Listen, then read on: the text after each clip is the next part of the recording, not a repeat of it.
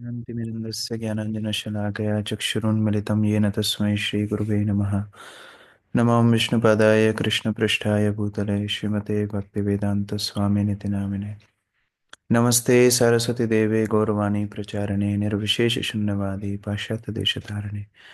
श्रीकृष्ण चैतन्य प्रभु नित्यानंद श्री अद्वैत गदाधर शिवासादि गौरभक्तवृंद। हरे कृष्ण कृष्ण कृष्ण हरे हरे, हरे राम राम राम हरे हरे।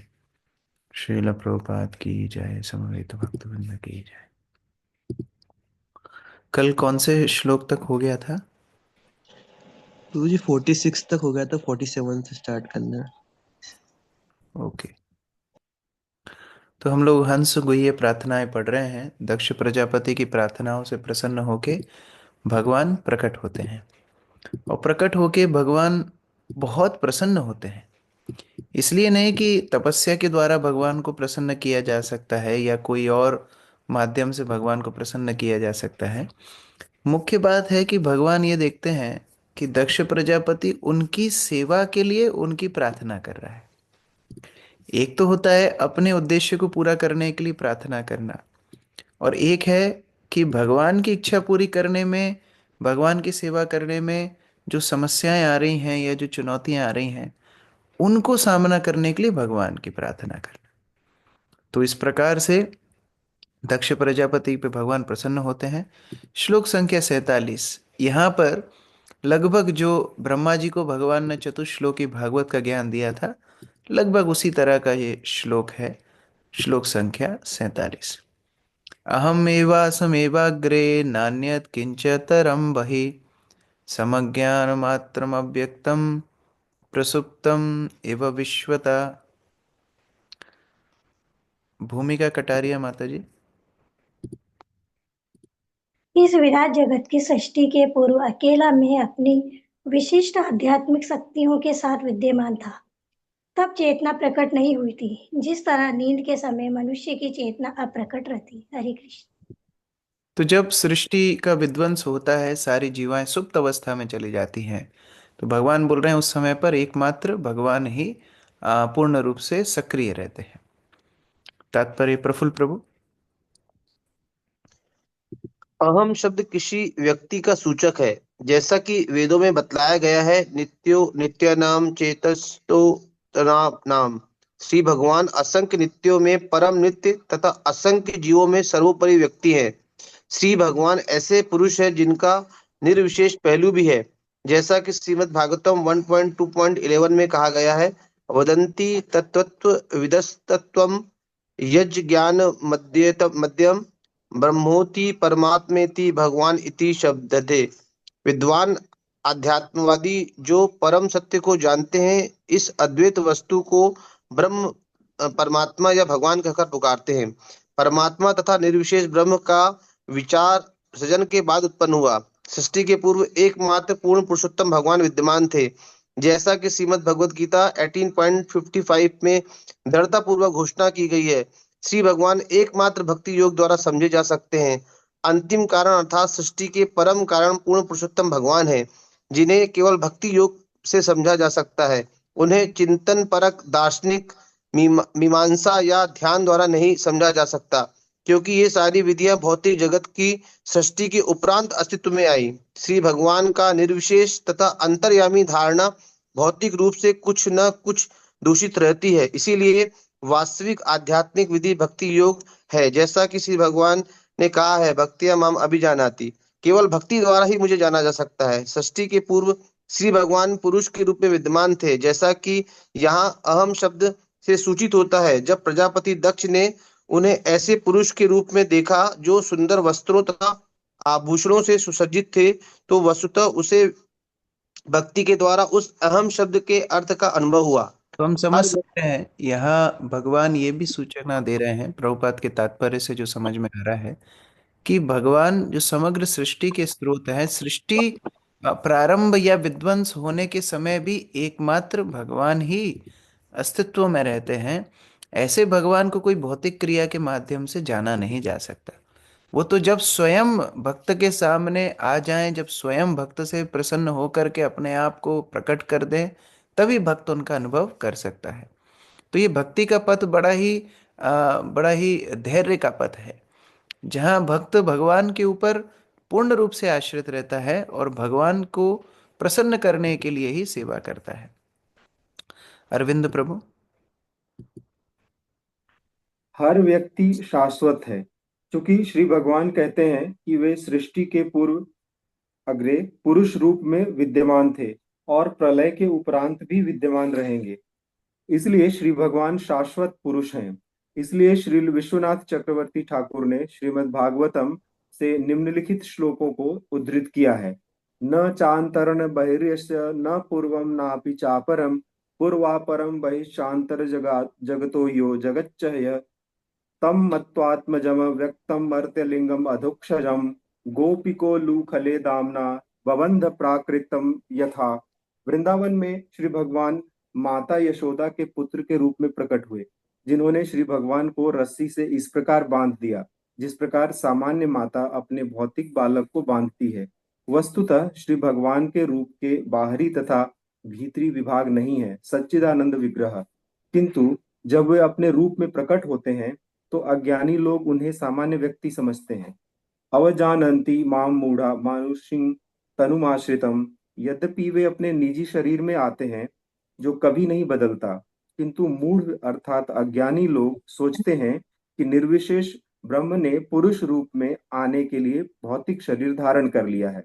साधारण जीव भौतिक शरीर धारण करते हैं, किंतु पूर्ण पुरुषोत्तम भगवान ऐसा नहीं करते। क्योंकि पूर्ण पुरुषोत्तम भगवान परम चेतना है, इसलिए यहाँ पर कहा गया है सज्ञान मात्रम, अर्थात आदि चेतना या कृष्ण भावना सृष्टि के पूर्व अप्रकट थी।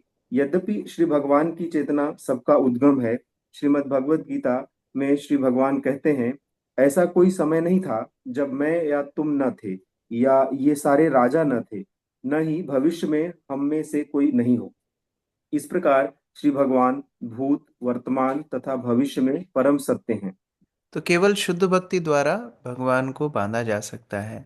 उनके सच्चिदानंद विग्रह हमारे जैसे भौतिक शरीर नहीं होता। माँ यशोदा जैसे परम भक्त भगवान को अपने प्रेम के बंधन से बांध लेते हैं, अन्यथा कोई भी अन्यत्र प्रयास से भगवान को बांधने का प्रयास विफल ही होगा। रघुवीर प्रभु। हरे कृष्ण। इस संदर्भ में मध्वाचार्य ने मत्स्य पुराण से 2 श्लोक उद्धृत किए हैं।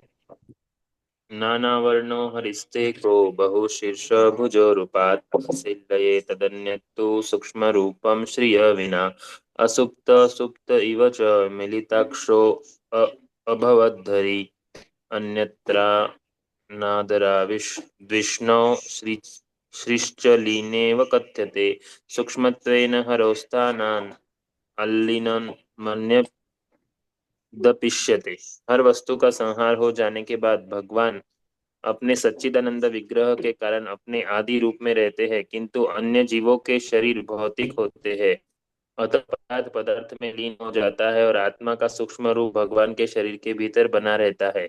भगवान सोते नहीं, किंतु सामान्य जीव अगली सृष्टि होने तक के लिए सोए रहते। अज्ञानी या मूढ़ व्यक्ति सोचता है कि प्रलय के बाद भगवान का ऐश्वर्य विद्यमान नहीं रहता, किंतु यह तथ्य नहीं है। भगवान का ऐश्वर्य उसी तरह है जिस तरह वह आध्यात्मिक जगत में रहता है। केवल भौतिक जगत में हर वस्तु विलीन होती है।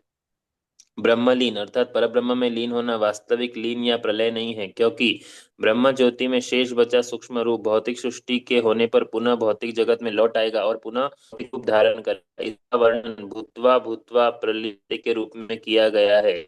जब भौतिक शरीर का संहार हो जाता है तो आत्मा अपने सूक्ष्म रूप में बना रहता है और यही बाद में अन्य भौतिक शरीर धारण कर लेता है। यह बद्ध जीवों पर लागू होता है, किंतु भगवान तो अपनी आदि चेतना तथा आध्यात्मिक शरीर में शाश्वत रूप से रहते जाते हैं। हरे तो जो सड़क के नियम हैं वो हवाई जहाज के ऊपर नहीं लगते, उसी तरह भौतिक शरीर के, भौतिक प्रकृति के नियम भगवान की लीलाओं में, भगवान के अस्तित्व में नहीं लगते। मयि अनंत गुणेनन्ते गुणतो गुण विग्रह यदा सिद्धत एवाद्या स्वयंभू शंभु अजा। गौरी शंकर प्रभु।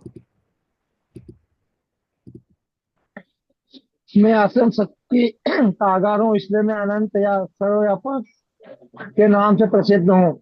मेरी भौतिक शक्ति से मेरे भीतर विराट जगत प्रकट हुआ है और इस विराट जगत में मुख्य जीव ब्रह्मा प्रकट हुए हैं, जो तुम लोगों के स्रोत है और वे किसी भौतिक माता से नहीं जन्मे हैं। हम्म। तो दक्ष बोल सकता है कि हमारा जन्म इत्यादि तो ब्रह्मा जी से होता है, तो भगवान उसको भी स्पष्टीकरण कर रहे हैं कि जो ब्रह्मा जी से ये सारे जीवों की उत्पत्ति होती है या प्रकृति की सृष्टि में मदद होती है, वो ब्रह्मा जी की सृष्टि भगवान से होती है। तो इसलिए भगवान को प्रपितामह भी बोला जाता है। ब्रह्मा जी पितामह है, तो भगवान प्रपितामह है, मतलब ब्रह्मा जी के भी पिता हैं। अदिति माता जी पढ़िए। तात्पर्य। यह विश्व सृष्टि के इतिहास का विवरण है। प्रथम कारण तो स्वयं परम पुरुष भगवान है, उनसे ब्रह्मा उत्पन्न होते हैं और ब्रह्मा ब्रह्मांड के मामलों का कार्यभार संभालते हैं। भौतिक सृष्टि के विश्व संबंधी मामले भगवान की भौतिक शक्ति पर निर्भर करते हैं, जो कि भौतिक सृष्टि के कारण है। संपूर्ण विराट जगत को यहाँ पर गुण विग्रह अर्थात भगवान के गुणों का स्वरूप कहा गया है। विराट जगत में पहली सृष्टि ब्रह्मा की होती है, जो सारे जीवों के कारण है। इस संदर्भ में श्रील माधवाचार्य भगवान के अनंत गुणों का वर्णन करते हैं। प्रत्येकस्य गुणानां तूनिः सीमत्वमुदीरते तदानन्तयं तु गुणतस्ते चानन्ता हि संख्यया अतो अनन्तगुणो विष्णु गुणो अनंत एव च परास्य शक्ति विविधेव श्रूयते। भगवान की असंख्य शक्तियां हैं और वे सभी असीम हैं, इसलिए स्वयं भगवान तथा उनके सारे गुण रूप लीलाएं तथा साज सामग्री भी असीम है। चूंकि भगवान विष्णु में अनंत गुण है, इसलिए वे अनंत कहलाते हैं।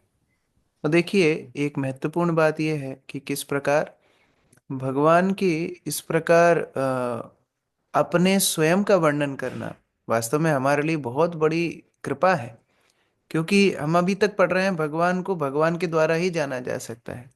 तो यहाँ दक्ष को भगवान स्वयं अपना रूप बता रहे हैं, अपने गुणों को बता रहे हैं। ये भगवान की असीम कृपा है। जिस तरह भगवत गीता में भगवान अर्जुन को अपने सारे रूप ऐश्वर्य की व्याख्या करते हैं।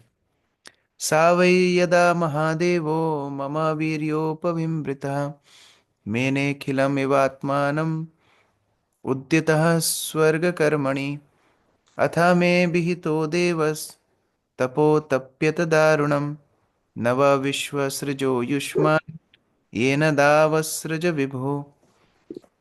आशा माता जी पढ़िए। जब ब्रह्मांड के मुख्य देवता ब्रह्मा स्वयं भू मेरी शक्ति के द्वारा प्रेरणा पाकर सृजन करने का प्रयास कर रहे थे, तो उन्होंने अपने आप को असमर्थ पाया। इसलिए मैंने उन्हें सलाह दी और मेरे आदेशों के अनुसार उन्होंने अत्यंत कठिन तपस्या की। इस तपस्या के कारण सृजन के कार्यों में अपनी सहायता के लिए उन्होंने तुम्हारे सहित 9 महापुरुषों को उत्पन्न किया। प्रकार जो प्रजा बढ़ाने का कार्य है उसमें संलग्न ब्रह्मा इत्यादि प्रजापति ये हमेशा भगवान की सेवा में लगे हुए हैं। भगवान अपना संबंध उनसे बता रहे हैं कि किस तरह उन्होंने आदेश ब्रह्मा जी को दिया और फिर ब्रह्मा जी के आदेश से आप प्रजापति लोग कार्य कर रहे हैं। सानिध्य प्रभु।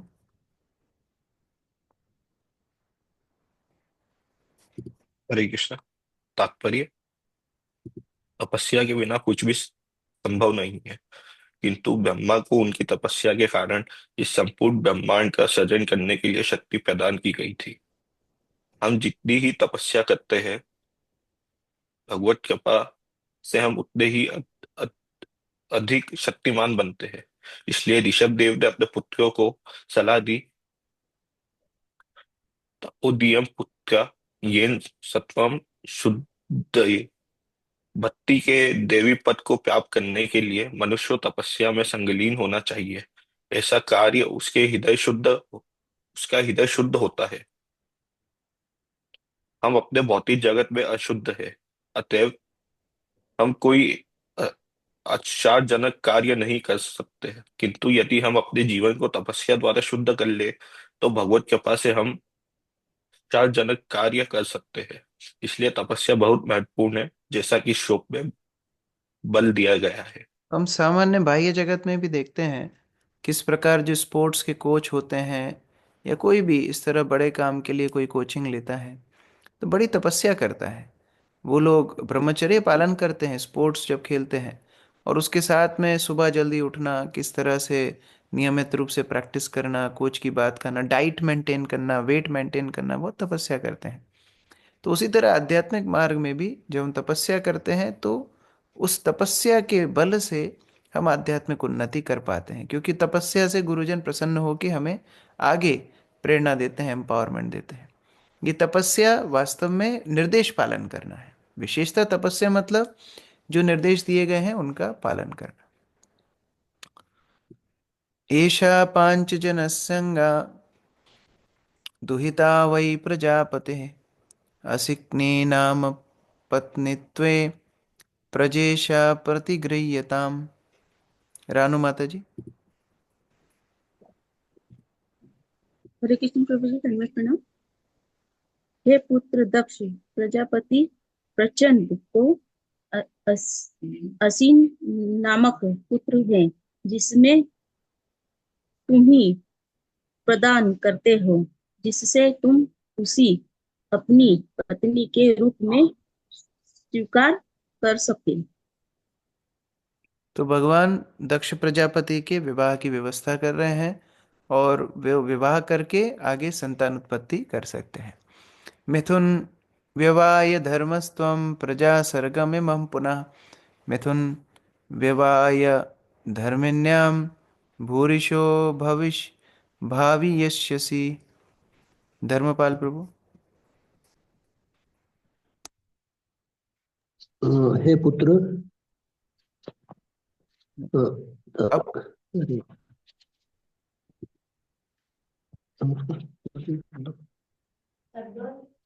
श्लोक संख्या 52 का अनुवाद।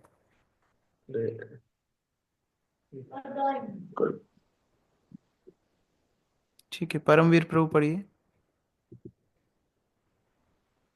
हरे कृष्ण प्रभु, दंडवत प्रणाम। अब पुरुष तथा स्त्री रूप में यौन जीवन में संयुक्त हो जाओ, और इस प्रकार संभोग द्वारा तुम इस कन्या के गर्भ से जनसंख्या की वृद्धि करने के लिए सैकड़ों संतान उत्पन्न कर सकोगे। अर्चना माता जी, तात्पर्य। भगवत गीता में भगवान कहते हैं, धर्म विरुद्धो भूतेषु कामो अस्मि। मैं काम हूँ जो धार्मिक सिद्धांतों के विरुद्ध नहीं है। भगवान द्वारा प्रदत्त संभोग धर्म है, किंतु इंद्रिय भोग के लिए अभिषिक्त नहीं है। संभोग द्वारा इंद्रिय भोग में लिप्त रहने की अनुमति वैदिक सिद्धांत नहीं देते। केवल संतान उत्पन्न करने के लिए कोई भी यौन जीवन की स्वाभाविक प्रवृत्ति का पालन कर सकता है। इसलिए इस श्लोक में भगवान ने दक्ष से कहा, यह कन्या तुम्हें केवल संतानें उत्पन्न करने के लिए यौन जीवन हेतु दी जा रही है, किन्हीं अन्य कार्यों के लिए नहीं। यह अत्यंत उर्वर है, अतएव तुम जितनी भी संतानें उत्पन्न करना चाहोगे जन्म दे सकोगे। इस संबंध में श्रील विश्वनाथ चक्रवर्ती ठाकुर टिप्पणी करते हैं कि दक्ष को असीमित संभोग की सुविधा प्रदान की गई थी। दक्ष अपने पूर्व जीवन में भी दक्ष के ही नाम से विख्यात था, किंतु यज्ञ संपन्न करते समय उसने शिवजी का अपमान किया था, अतएव उसके सिर के स्थान पर बकरे का सिर लगा दिया गया था। तब दक्ष ने अपनी इस पतितावस्था के कारण अपना शरीर त्याग दिया, किंतु उसमें वही असीम यौन इच्छा बनी रही। इसलिए उसने तपस्या की, जिससे उसने भगवान को तुष्ट कर लिया, जिन्होंने उसे संभोग के लिए असीम शक्ति प्रदान की।